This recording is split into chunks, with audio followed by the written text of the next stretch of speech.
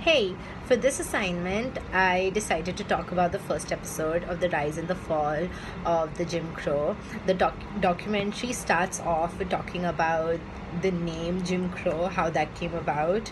So essentially, there was this white man who'd put on a black face and act as a black individual, make fun of black individuals, make fun of the race to entertain a white audience, and his name was Jim Crow.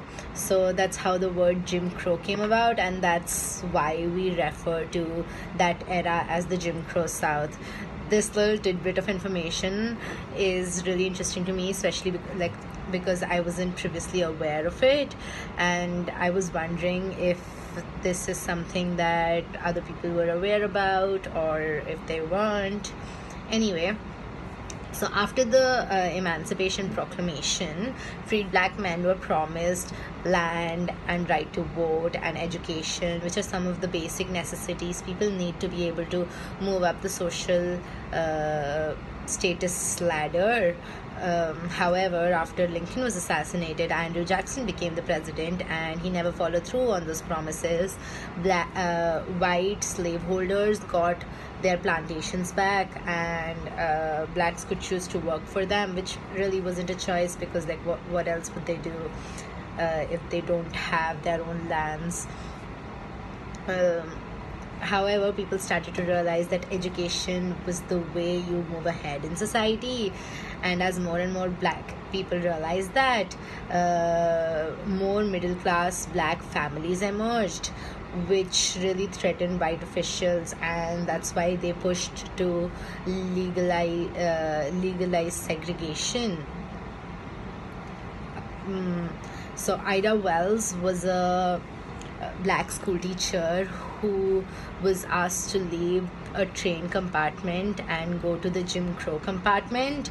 When she refused, she was kicked out of the train. She went to court against the railway organization, and she won the case, but the case got overturned and segregation laws were passed. It was essentially done because, like, black families were moving up the ladder, and white individuals started to realize that they might be able to attain equal status, and so even if they couldn't do anything about that, they wanted black people to act inferior to them, to maintain that inferiority superiority balance. Not a balance, but so segregation laws were passed. This made a lot of black individuals think about like the legal system and how unfair it is, and they started to talk about there's nothing for them in the east, so let's move westward. Ida Wells was a big proponent of this westward move. However, Frederick Douglass didn't agree with it. He didn't support it. He said we should stand our ground and we should stay here. We should fight for equality and we'll gain it. And in my personal opinion, I agree with Frederick Douglass, because moving westward and creating a blacks only place in westward also kind of promotes segregation, which was the problem in the east. So it would have not really solved the social issue problem. So I think staying our ground, trying to attain equality was the better way.